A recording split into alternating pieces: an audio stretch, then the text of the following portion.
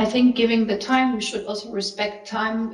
We will slowly start. So welcome everybody to our seminar after the summer break in the SDG Nexus, the seminar series of this network.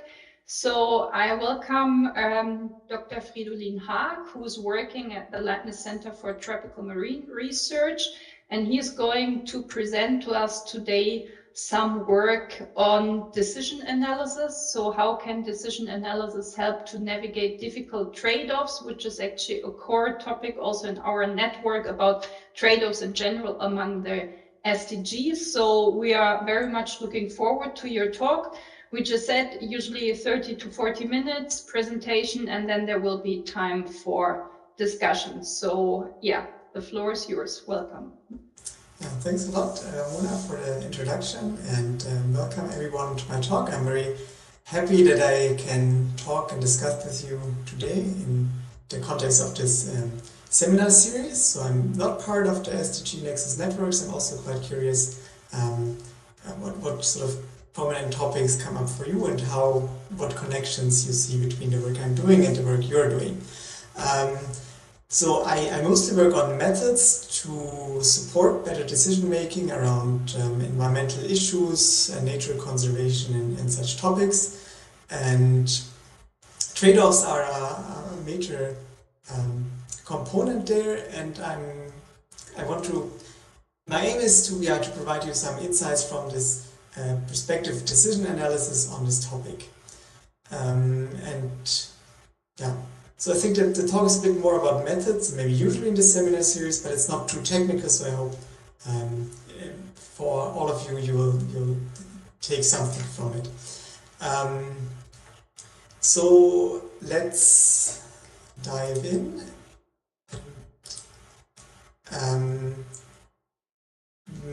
Into sort of a case study that will accompany us for the first half of the talk, which is about fisheries management for a small tropical island.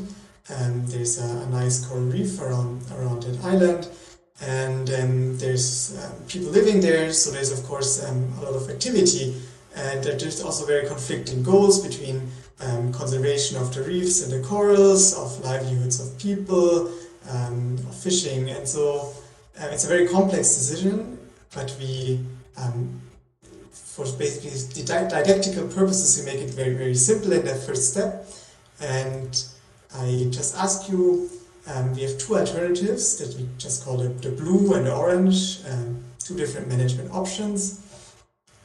And you see in this graph basically how much biomass you would fish under each of these options. In the lower graph, what biomass of fish we can expect in the reef, and we are uncertain about these predictions. That's why we see these distributions that kind of show us the distributions of values we can expect to have in the future. And so the question is now, would you choose the blue or the orange management option? I think this decision is actually very easy, because the blue one is we can fish more than in the red one, so we have a higher expected yield of fishing yield, but it also actually has a higher expected reef fish biomass. So it's a win-win situation. You would be better off in both respects, and that's actually what we often aim for. We try to identify the areas where we can improve on several objectives and have sort of these win-win and synergy effects. But much more commonly we face a situation like this, where the orange alternative might yield higher fishing biomass, but also would lead to a decline in biomass of fish in the reef, and for the blue one, vice versa. So what would we do in this situation?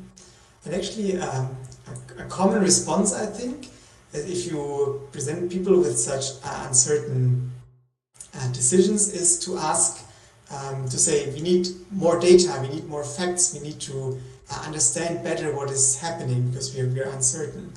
And we can do that, we can collect more data, and we might arrive at something like this. We can now see this distribution that's much narrow, we much better know if it's what we can expect in terms of biomass fished and biomass in the reef, but it still doesn't solve our problem that the orange alternative is better with regard to biomass fished, but worse with regard to how much biomass remains in our reef. And so what we actually need to do is not understand the system better or collect more data, but we need to make trade-offs. And that's basically what this talk is about, how some concepts and ideas around this topic of trade-offs. So decision analysis is basically a discipline or a sub-discipline, partly comes from economics and partly operations research, management science, which is about sort of structured approaches to making decisions. And I think it has some valuable insights to offer also for these environmental and sustainability issues. And I'll not go very deep into sort of the theory and the background, but some keywords if you're interested, or perhaps you have heard about some of these keywords, are multi-criteria decision analysis or decision making, multi-attribute value theory or multi-attribute utility theory, and in the environmental domain there's also the term structured decision making, which has the same conceptual background. So perhaps you're familiar with one of these terms, or these are also useful search keywords if you want to learn a bit more. And I think the key, or one key basis for rational decision making, or if you don't like the term rational, maybe say structured decision making, is that we need to consider two things, and we have to separate them quite well. One is expectation, and by that I mean predictions about outcomes, so what our system state will be, what we observe in the real world, so basically consequences of these management actions. So predictions, expectations, and we have to, and the other aspects are our evaluation of these expectations. So what do we think about these outcomes, about these consequences? Do we like them? Are they good? These are value judgments, and we have to separate quite clearly sort of statements about outcomes, consequences, and statements about values.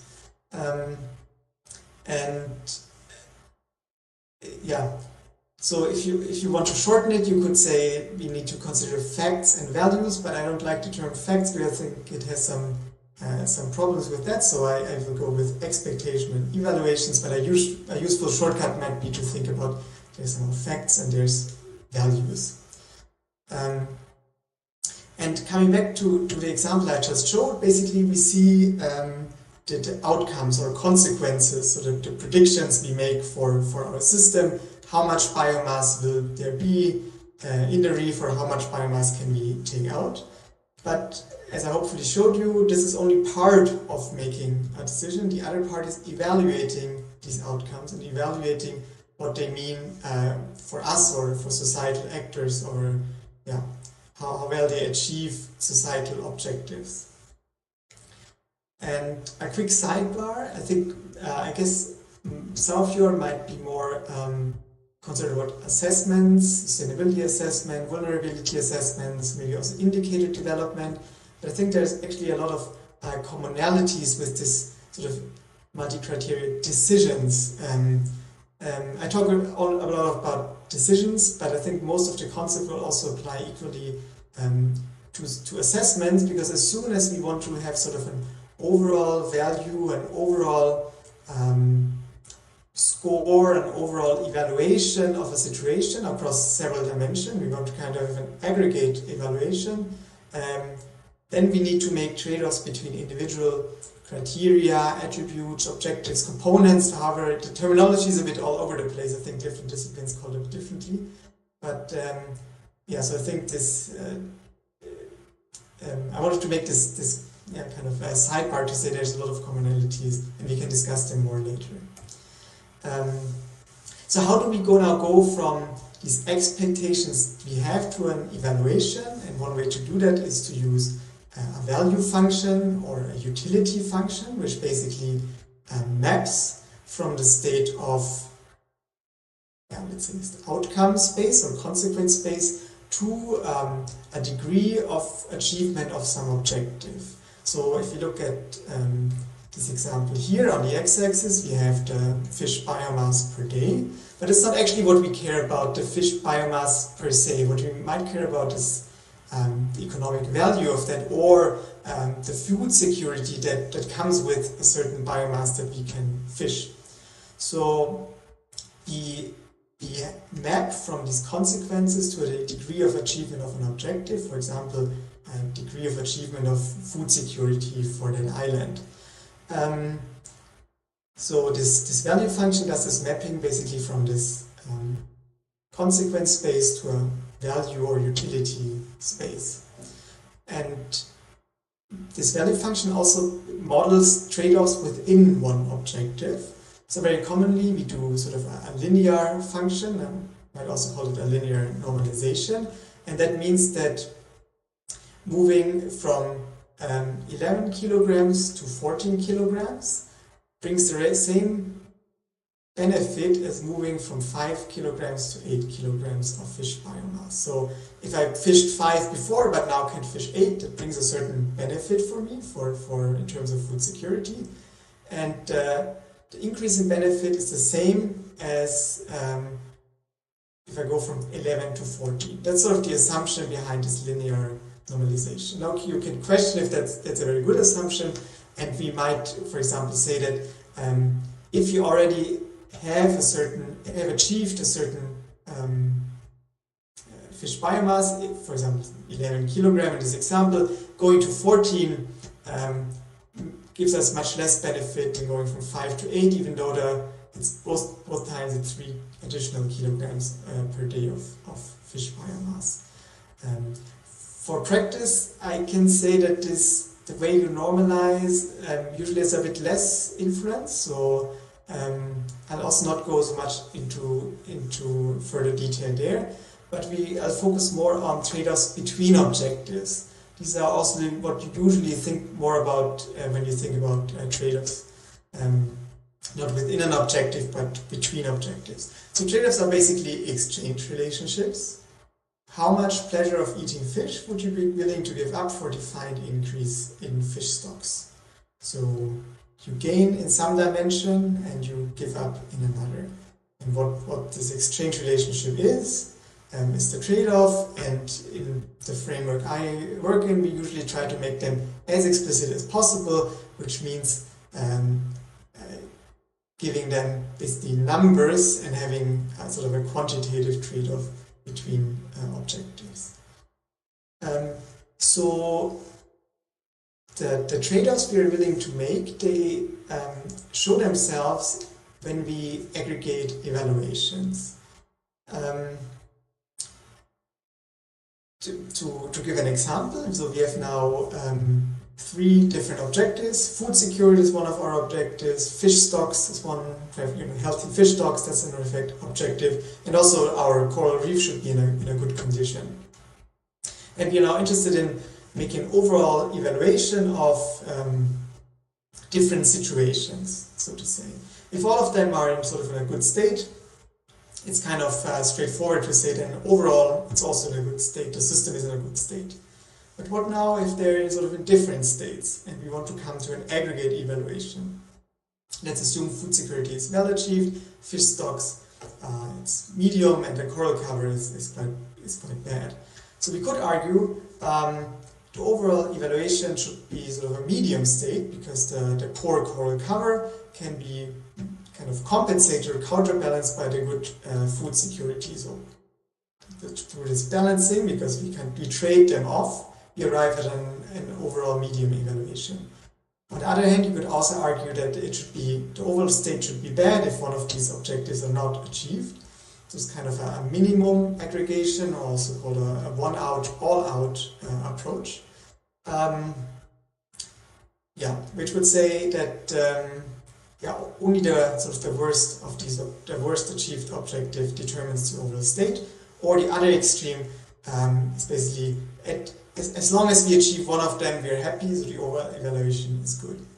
And there's no right way to do this evaluation, but it will depend on preferences of actors, of stakeholders. There's not, yeah, there's basically there's no true answer, but there might be, but it's sort of making this explicit is quite helpful. And maybe to say one word about aggregation, because I talk a lot about it now. What do I mean with aggregation? So aggregation basically just means finding one representative value if I have a collection of values. For example, here we have a collection of shapes, and we are interested in what's the representative shape for this collection of shapes. And you could say we just overlay all of them, so we have kind of an aggregate shape maybe. You could also say we pick the smallest one, or some other aggregation, some other representative value to assemble all these shapes. And it's the same in sort of in assessments or decisions where you have multiple criteria or multiple components and come to an overall assessment. You want to have one representative value that kind of expresses as good as possible the overall state.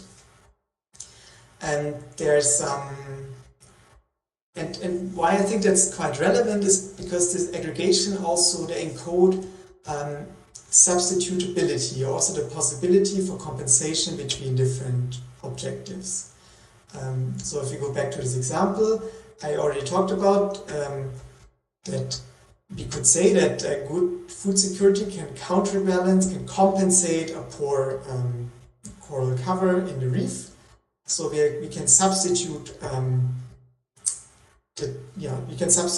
achievement of objectives. I think that's a very classical economic view that you can substitute things, but I think that has changed quite a lot, especially also when we think about sustainability, and I think it's quite clear that we cannot arbitrarily substitute things always. There's two other basically extreme views. One would be that you can't substitute at all. So that's sometimes also called endless, because you have to achieve food security and fish stocks and coral cover, or this one out, all out view, or on the other extreme, orness, just at least one is achieved. And yeah, I think thinking about how much things are substitutable against each other can then be quite insightful.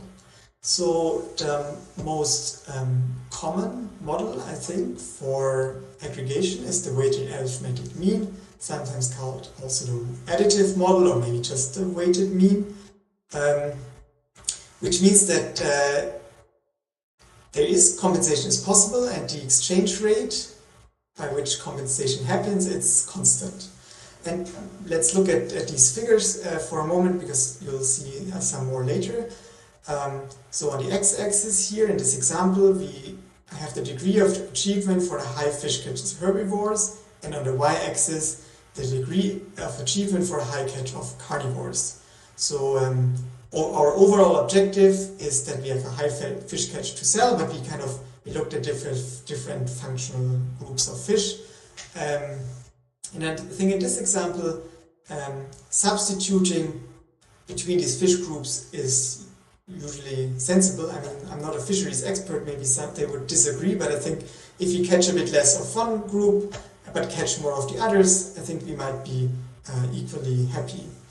And how basically the overall value, if we catch a certain amount of these fish, is shown by the color in this graph. So if the fish catch of herbivores is high and of the carnivores, we're in this upper region, yellow region, both objectives are achieved. And if neither is high, we're in this purple region, none of them is achieved. And these lines, they represent isolines of equal value, which means that, for example, having achieving a high fish catch of herbivores, having the level 0.9, and having 0 catch of carnivores is equally good than having 0.3 catch of the herbivores and 0.3 catch of the carnivores. So basically these lines show us situations that are equally good. And you can also see then the trade-offs in this graph. For example, let's start at this 0.5. And if I now lowered the fish catch of herbivores to 0, I would need to increase the fish catch of herbivores to 0.75 to arrive again at this 0.5 isoline. So this is basically a possible trade-off I am willing to make. So as long as I arrive back at this isoline, that kind of shows which trade-offs I'm willing to make. So a major point that I want to make is that sometimes it's quite sensible, we can substitute, but if you have a different objective, let's think, for example, about a healthy reef state, can a higher biomass of herbivorous fish in the reef really compensate for a lower coral cover? Both are important for a functioning ecosystem because kind of all these ecosystem interactions. So the question really is, in the way this overall evaluation would work is that even if the coral cover is very high and the herbivore biomass is very low, I still kind of have a medium achievement of the overall objective. And it's a bit questionable if this compensation is really constant, if there's really a constant exchange rate between these two objectives, and if that's really possible like that. And I would say, to answer the question, it's not possible to do this compensation. So I think actually the compensation is only partial. And there are other types of aggregation that might better represent the trade-offs we are willing to make. For example, in this example, there's, for example, a weighted power mean. It looks quite similar to this weighted arithmetic mean if both are well achieved. But if one of them is poorly achieved, there's sort of a penalty.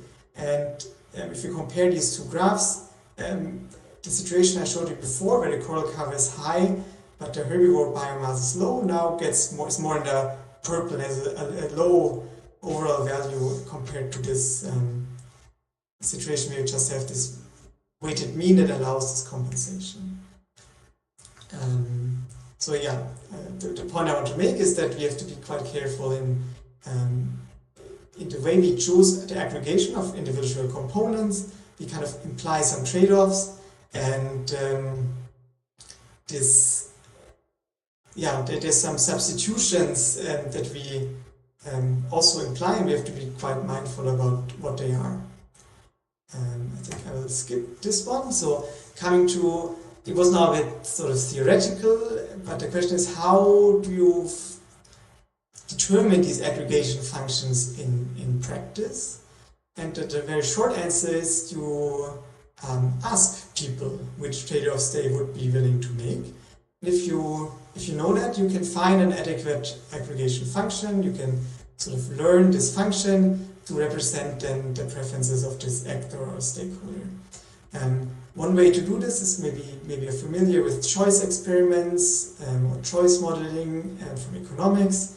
There are other similar methods where you basically present hypothetical choices to actors, and you just ask them, which would you prefer? Would you prefer a situation, this now comes from river management, where the morphological state of the river is very good, but the hydrological one is very poor? Would you prefer that to a situation where both of them are kind of in a medium level? Or which one would you prefer? Or at which stage would you be indifferent between these two choices? And if you have these, by working with these statements, trade-off statements in the end, you can then find out to what degree would stakeholders be willing to accept substitution, to what degree, what kind of trade-offs are they willing to make.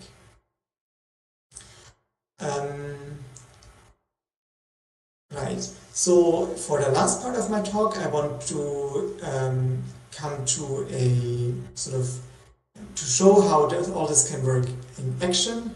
and talk about a case study on a regional case of wastewater treatment in Switzerland. So there are several municipalities, all have their own small wastewater treatment plant. And the question is now, in the long term, is that a good solution? We have this treatment kind of decentralized, or should we centralize it a bit and merge them more? Because you have some economies of scale if you have a larger wastewater treatment plant. And there's also some new requirements, for example, to remove also micropollutants from wastewater, and it's easier achieved at a bigger treatment plant than if you have a very small one. And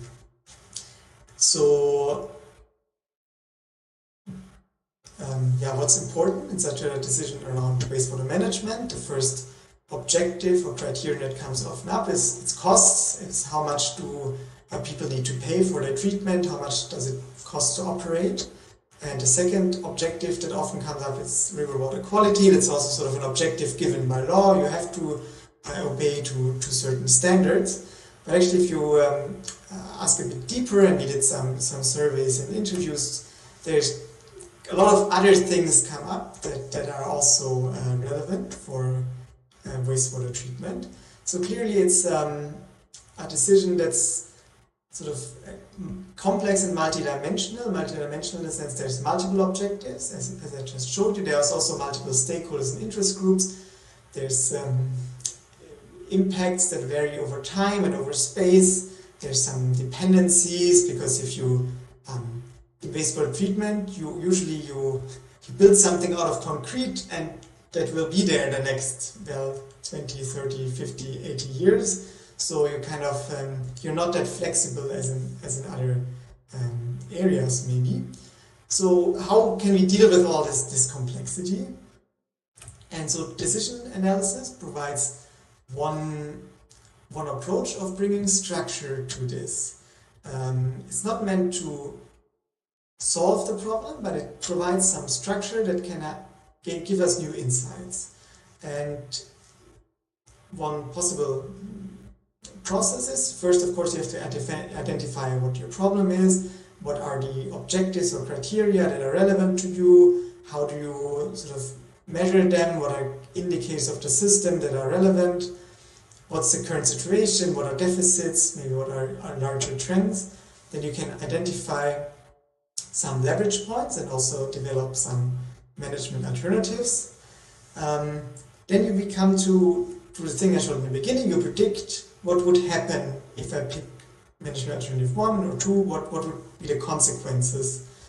And then that's basically one part, the expectations, and then you also want to model the evaluation, or build some sort of representation of the evaluation of the value of the people. So what trade-offs would they be willing to make? And you can make a quantitative model, as I kind of hinted at when I showed these hypothetical choices. With that, you can then identify optimal management alternatives and do some further analysis to understand why they perform, how they perform, how robust these choices are, and so forth. That's of course not the end in the real world. You have to negotiate and deliberate. There's a political process. There's much more going on. Ideally, you will implement something that you can then monitor, and you can basically go back after monitoring and analyze again the status quo. So there's possibility to iterate. I'll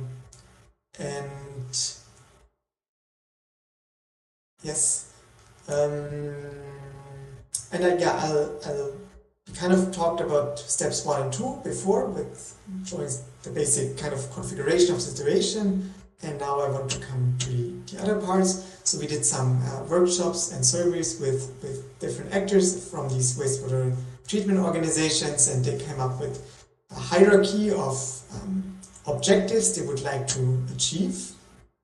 It's not really the sustainability triple bottom line, but there's some, I think, a lot of so it's not also not modeled after sustainable development goals, but there's a lot of similarities. I think there's some social aspects, of course, some environmental protection aspects, some resource protection aspects, economic aspects, and they were now interested basically which of these management alternative would be possible to achieve these objectives better than the current situation. So we developed some promising alternatives. Basically, we start with a do-nothing scenario where nothing changes, and then we look at different scenarios where sort of different mergers of wastewater treatment plants. So this wastewater treatment plant BB would be decommissioned and wastewater rerouted to this one, the NW one, or to the one AZ, or there would be a larger merger or a sort of a newly built one high-tech plant for the whole region. So these are, I think there's no time to really go through the details of these alternatives, just we kind of looked at a spectrum of possible management alternatives. And to analyze this, we have developed a web application called ValueDecisions. It's accessible via a browser, it's open source and free. If you go to this website, valuedecisions.ch, you can also use it and check it out and have some more details. And this this application basically supports this step 6 of this process chart, which was kind of analyzing, having this decision and gaining some more insights. And so the first step is having a look at the predictions of these consequences. That's how the interface looks. So we have sort of on the left side a panel where you can set some parameters and other settings, and then we have some different tabs with different sort of outputs that can provide some insights for us. And we first had to predict how would these different alternatives perform. For example, how much biogas would they produce, what's their electricity demand, how much would they cost, and all these different aspects. Basically, for each of the objectives we had to find a measure that tells us how these alternatives perform.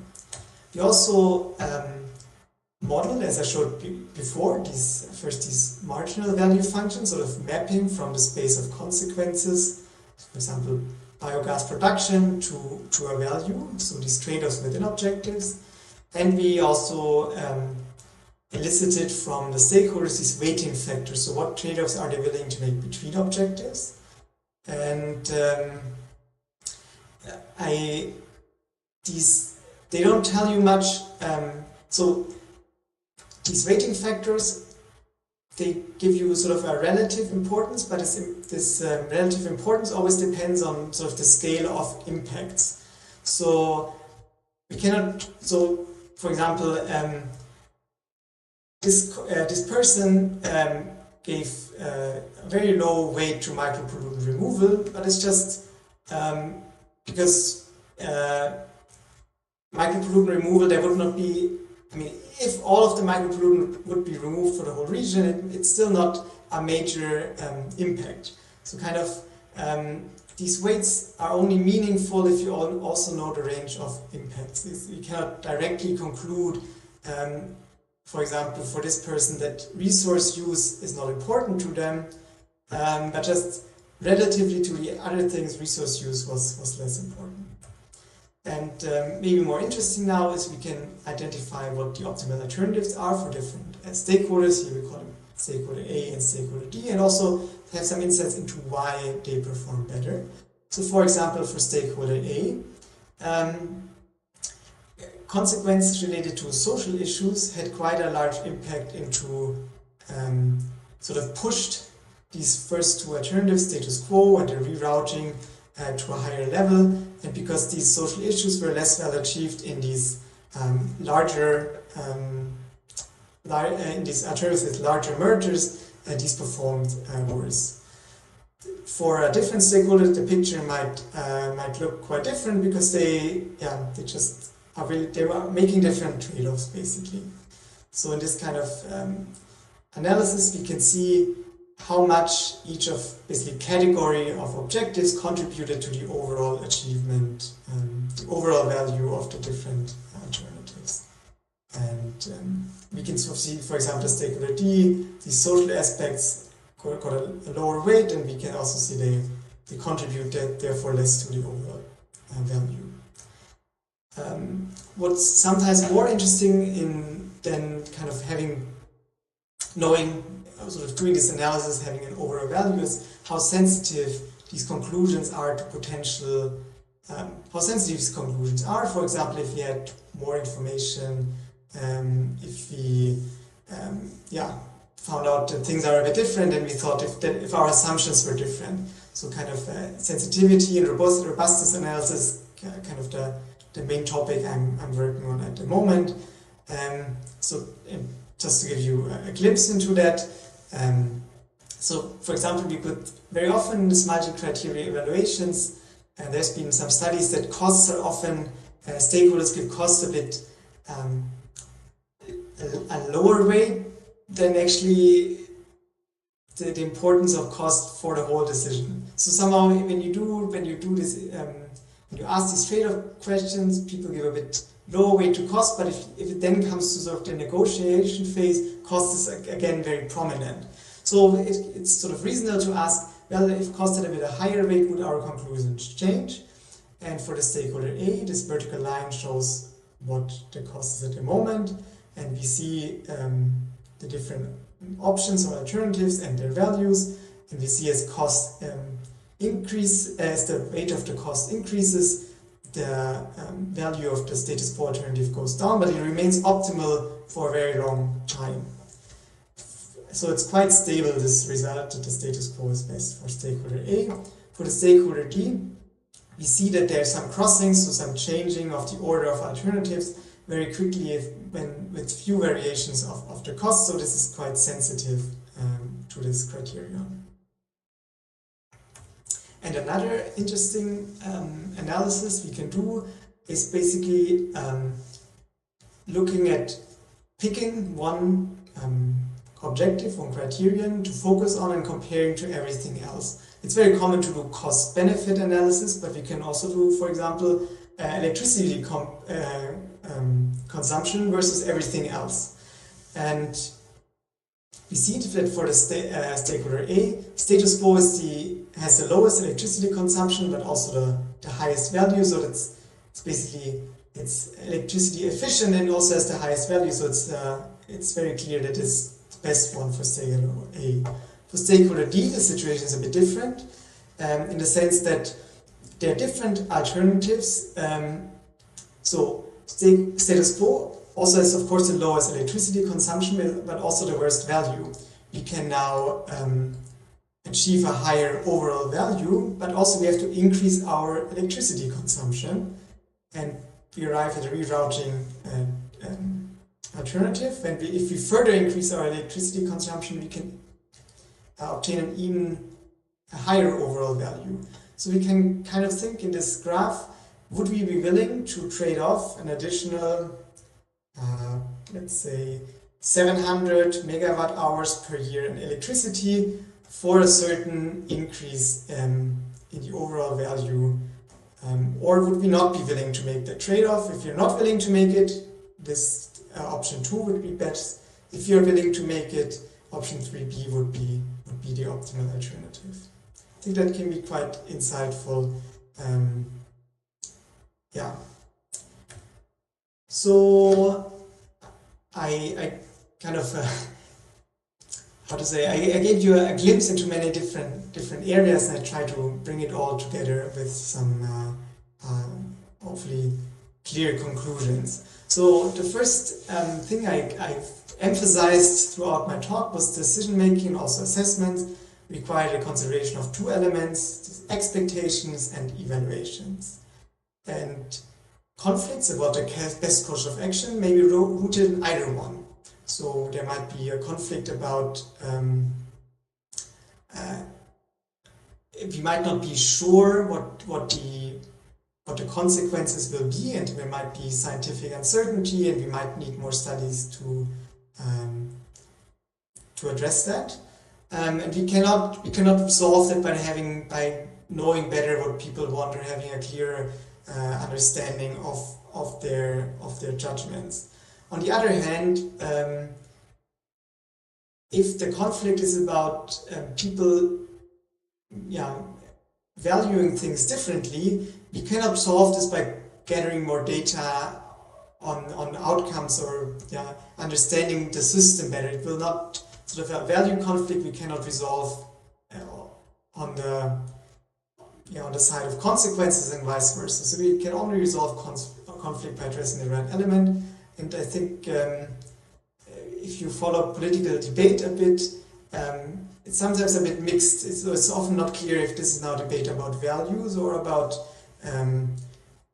expected effects. I think that, and having this clearly separated can be quite helpful. Secondly, trade-offs are everywhere. You just traded off an hour of your time to come to the seminar, which I'm very grateful for. And I think making them explicit can be helpful, especially if we talk about sort of participatory decision making, really being clear about what these trade-offs are. When doing this modeling of decisions, also in assessments, we need to be very careful about the trade-offs our model implies. And I kind of talked quite a bit about that this weighted arithmetic mean, and this might not always be the best choice if we are not willing to substitute, if you want to do different types of substitution. And lastly, I think this multi-criteria decision analysis can provide structure to complex decisions. It cannot solve decisions, but it can provide new insights in the best case. It also makes the implicit trade-offs that explicit, and if you have more deliberative approach, you can often hide a bit behind language and don't have to make these trade-offs explicit, because some of them are a bit ugly, I would say. We might not like to quantitatively state what trade-offs we are actually willing to make. For example, I could give up a portion of my income to help somebody somewhere else, but I'm not doing it, so I'm making this. I mean, inaction is also a decision always, so I'm making this trade-off actually, and we might not like what trade-offs we make when we make them explicit. So I think sometimes to force ourselves to do that can be a good thing. I think to conclude, I think about trade-offs in your personal life, also in work life, in sort of conflict situation is very, very useful. And with that, I will close my talk, and I look forward to an interesting discussion with you. Thanks a lot.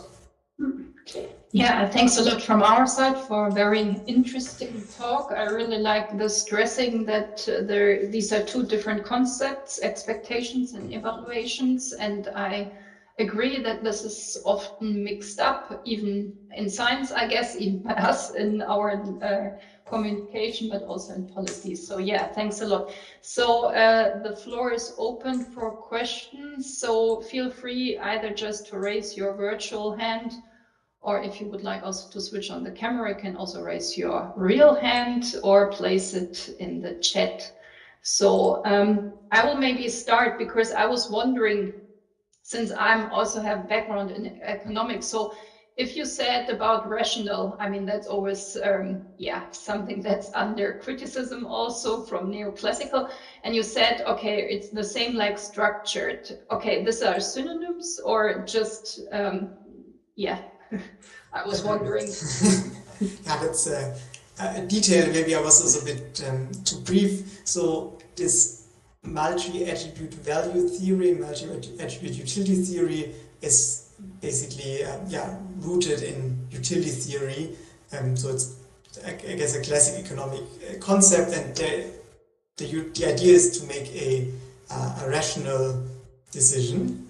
Rational, not in the everyday sense, but sort of as defined by these axioms of rationality. So I wouldn't say that it's the same as making a structured decision. Maybe a rational decision is sometimes unstructured, and a structured decision might not always be rational. But in this, it was a bit referring to this term of, there's this book by Gregory et al., 2012, it's called Structured Decision Making, Guide to Environmental environmental management choices, I think, and they call it structured decision making, but actually mean exactly this multi-attribute value theory framework. Okay. Because I was wondering, so a major component are these evaluations by stakeholders, right? So, and I don't know if we always assume they are rational, I mean, bounded rational, or we would most likely call it based on our empirical evidence, right? So, but, and you mentioned different stakeholders might have different evaluations. So how then, because I understood, of course, we're in science, but at the end of the day, we want maybe also to provide some policy recommendations, right? So how to deal with this? What's your view on this? I'm just curious.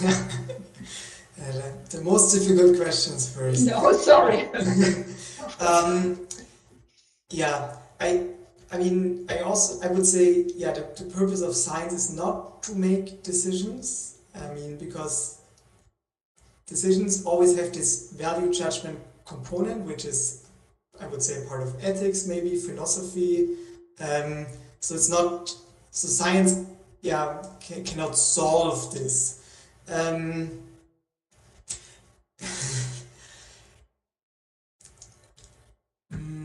I didn't want actually to go more. I was more curious, it shouldn't be like a hard, it was more like, because you showed us this example from Switzerland, and I was wondering, so I assume you also,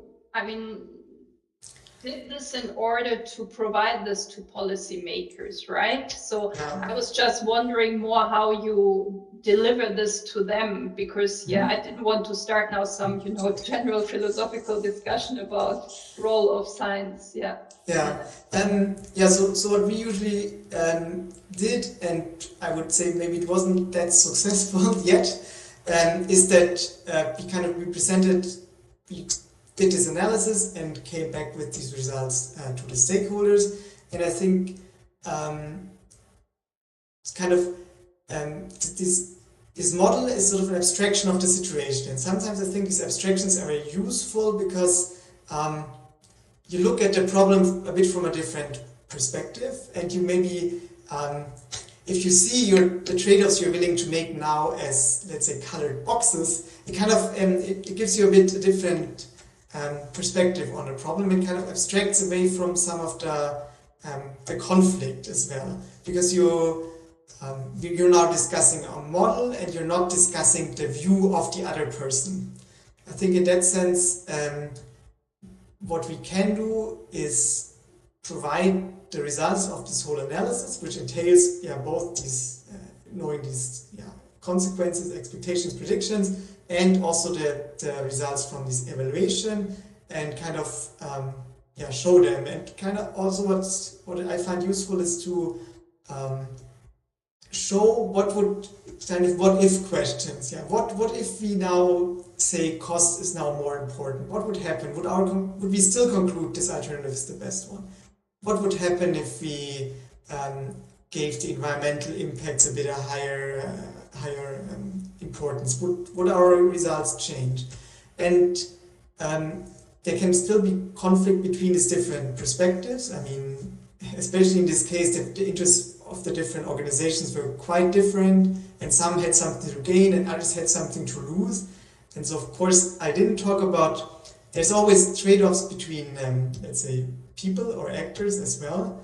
And I didn't address these. I think these are probably the most difficult to address, because some people might gain from the decision went in a certain direction, others will lose, and how to make these trade-offs, or how to counterbalance these losses somehow. That's a very tough question. Okay, thanks a lot.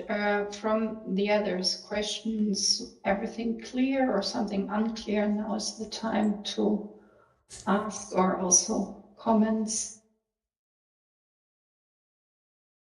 I have one more question regarding this app you mentioned. So how do I need to, I will visit anyway later actually the website. So, but as far as I understood, so I can come with my own data set and then I can use this framework for weighting, or how, if you can just say a little bit how I can envision, how I can really use it in practice.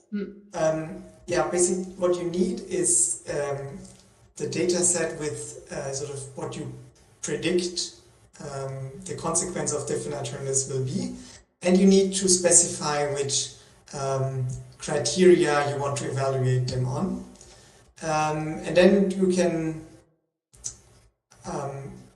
the app first makes some assumptions about your preferences, and then you can sort of play around with them and test the effects of, if I gave different weightings, if I change this normalization, what would happen.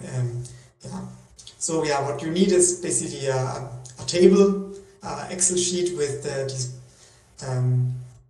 the consequences you want to evaluate, and you need to specify what objectives or criteria you want to evaluate them on. So the purpose is not to replace all this sort of problem structuring and finding out what are the criteria actually, but really sort of streamlining or making this analysis this later analysis simpler, and making this sort of sensitivity analysis a bit simpler. Okay. I think, Aslam, if you could switch off your microphone, it's a bit some feedback noise.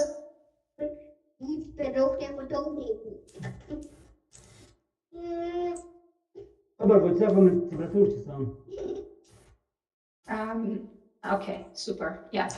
Okay, yeah, because I think this is...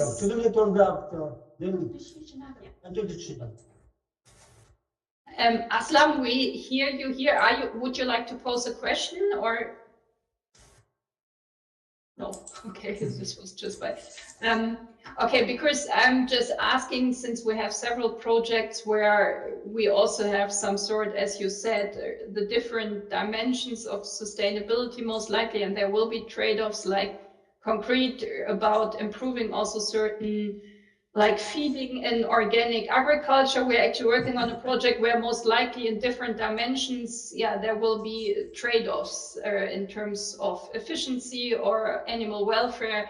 And I already started to think, so this would give then some framework to see, okay, if there is a different weighting scheme, which alternative would be preferred. Okay. Yeah. So I'm happy we can maybe we can bilaterally more. Talk more about, we can kind of demo how it works and what's possible. Yeah, I think I will do this. Yeah. So, other questions from the group or comments? Maybe then I would pose a question. Yeah, sure. Sure, please. So in the space of sustainable development goals and Nexus research, is there a very different way to think about trade-offs, or did it match? Or I'm curious how, if there were some similarities or if it was different.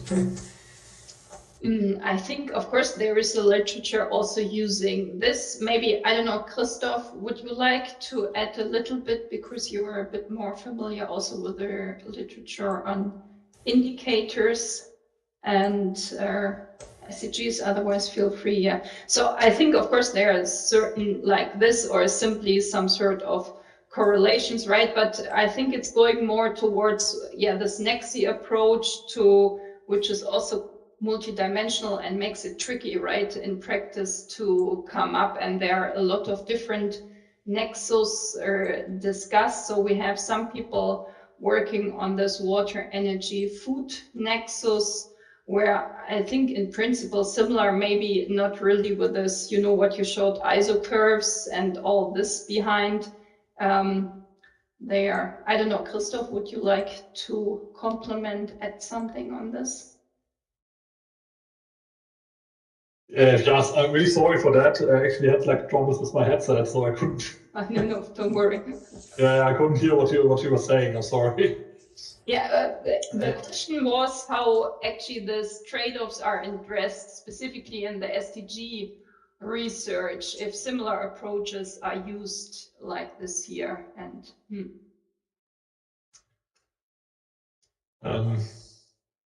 Yeah, good. I mean, what we saw in our research is that,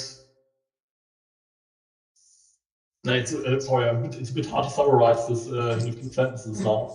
It's overwhelmed, I'm sorry.